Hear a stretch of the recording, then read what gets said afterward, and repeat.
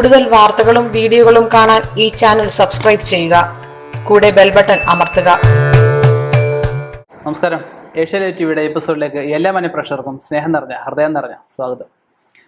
ഇന്ന് നമ്മൾ ചർച്ച ചെയ്യാൻ പോകുന്ന വിഷയം മക്കളുടെ ഉയർച്ചയ്ക്ക് അല്ലെ മക്കൾ നന്നാവാൻ, മക്കൾക്ക് അഭിവൃദ്ധി ഉണ്ടാവാൻ മാതാപിതാക്കൾ ചെയ്യുന്ന ചെറിയ ഒന്ന് രണ്ട് വഴിപാടുകളെക്കുറിച്ച്, ചെറിയ ഒന്ന് രണ്ട് ദിനചര്യകൾ ചെയ്യാൻ പറ്റുന്ന ചെറിയ കാര്യങ്ങളെക്കുറിച്ചാണ്. സന്താനങ്ങൾ അല്ലേ, ഇപ്പം ഒരു സ്ത്രീയും പുരുഷനും വിവാഹം കഴിഞ്ഞു, രണ്ടുപേരും ആയിട്ട് ജീവിച്ചിരുന്നതിനും കാര്യമുണ്ടോ? സന്താന ഭാഗ്യം എന്ന് പറയുന്നത് വലിയൊരു ഭാഗ്യമാണ്. നല്ല സന്താനം, സൽസന്താന ഭാഗ്യം, നല്ല സന്താനം ഉണ്ടായി. സന്താനത്തിന് പഠിക്കേണ്ട സമയത്ത്, ഓരോ സമയത്ത് ഓരോ കാലഘട്ടങ്ങളിൽ ഓരോന്നും കിട്ടിക്കൊണ്ടിരിക്കണം അല്ലേ. പഠിക്കേണ്ട സമയത്ത് പഠിക്കണം, ജോലി കിട്ടുന്ന സമയത്ത് ജോലി കിട്ടണം, വിവാഹം നടക്കേണ്ട സമയത്ത് വിവാഹം നടക്കണം. ഓരോ കാര്യത്തിനും ഓരോ ഇതുണ്ട്. ചില കുട്ടികളൊക്കെ പഠിക്കാൻ ചെറുപ്പകാലം നല്ലതായിട്ട് വരും, പിന്നെ അങ്ങോട്ട് വന്ന് തീരെ മോശമായിട്ട് വിദ്യാഭ്യാസത്തിലും മറ്റുള്ള ആൾക്കാരുടെ പെരുമാറ്റത്തിലായാലും സഹകരണത്തിലായാലും ഒക്കെ ഒരു അല്പം മോശമായിട്ട് വരും. അപ്പം അങ്ങനെയുള്ളത് മാറാനായിട്ട്, നല്ല രീതിയിൽ പഠിക്കാൻ, നല്ല തൊഴിൽ നേടാൻ, തൊഴിൽ ഉറച്ചു നിൽക്കാനൊക്കെ പറ്റുന്ന കുറച്ച് വഴിപാടുകളെക്കുറിച്ചാണ് ഞാനിവിടെ പറയുന്നത്. ഒന്നാമത് ചെയ്യേണ്ടുന്ന കാര്യമാണ് ഷഷ്ടിവ്രതം അനുഷ്ഠിക്കുക. മക്കൾക്ക് വേണ്ടി ചെയ്യാൻ പറ്റുന്നൊരു വ്രതമാണ് ഷഷ്ടിവ്രതം. മാതാവ് പിതാവ് അനുഷ്ഠിക്കാം.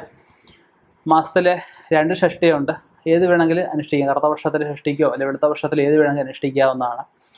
രണ്ടാമത് ചെയ്യേണ്ടുന്ന കാര്യം, വീട്ടിലെ എല്ലാ ദിവസവും ചെറിയ ഒരു സ്റ്റീൽ കുടം അല്ലെങ്കിൽ ചെറിയൊരു ഓടിൻ്റെയോ ചെമ്പിൻ്റെയോ ഏതെങ്കിലും ചെറിയ വലിപ്പമുള്ള കുടം നിറച്ച്, നിറകുടം എന്ന് പറയുന്നത് നിറകുടത്തമ്പല പഴയ കാലത്ത് പറയും.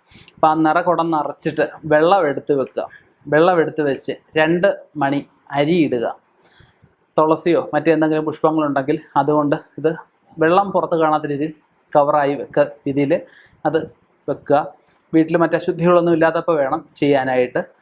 മൂന്നാമത് ചെയ്യേണ്ടുന്ന കാര്യം, കുട്ടികൾക്ക് എന്തെങ്കിലും പരീക്ഷയോ അല്ലെങ്കിൽ ഇൻ്റർവ്യൂവിന് പോകുമ്പോഴോ അല്ലെ വിദേശത്ത് പോവുകയൊക്കെ ചെയ്യുമ്പോൾ കുടുംബദേവതയ്ക്ക്, ദേശദേവതയ്ക്ക്, അതുപോലെ ഗ്രാമദേവത എന്നൊക്കെ പറയും, ധർമ്മദേവത, ഇവിടെയൊക്കെ പോയി എന്തെങ്കിലുമൊക്കെ വഴിപാടുകൾ ചെയ്യുക.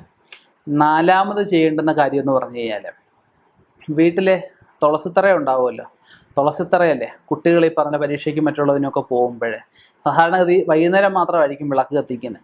അത് രാവിലെയും കൂടി വിളക്ക് കത്തിക്കണം.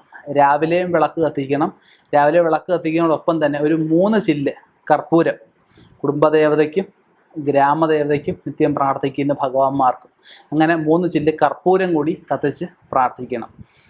അഞ്ചാമത് ചെയ്യേണ്ടുന്ന കാര്യം എന്താണെന്ന് വെച്ച് കഴിഞ്ഞാൽ, എന്ത് കാര്യത്തിനും പോകുമ്പോൾ മുതിർന്നവരെ ബഹുമാനിച്ചിട്ട്, മുതിർന്നവരുടെ അനുഗ്രഹം കൂടി വാങ്ങിച്ചിട്ട്, അടുത്തുള്ള ക്ഷേത്രത്തിലും കൂടെ പോയിട്ട് പരീക്ഷയ്ക്കായാലും അല്ലെങ്കിൽ ഇൻ്റർവ്യൂവിനായാലും വിദേശത്തായാലും ഒക്കെ പോകുമ്പോൾ അതുകൂടെ അവരുടെയും കൂടെ അനുഗ്രഹം വാങ്ങിച്ചുകൊണ്ട് പോകാൻ ഉപദേശിക്കുക.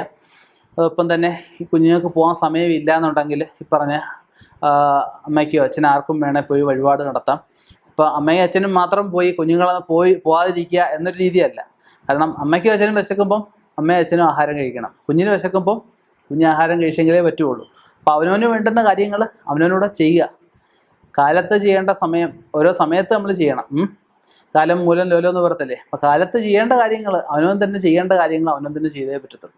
അപ്പോൾ ഇങ്ങനെയുള്ള കാര്യങ്ങൾ ശ്രദ്ധിക്കുക. ഇനിയും ഇതുപോലെയുള്ള വ്യത്യസ്തമായ വിഷയങ്ങളുമായി കണ്ടുമുട്ടാം. നിർത്തുന്നു. നന്ദി, നമസ്കാരം.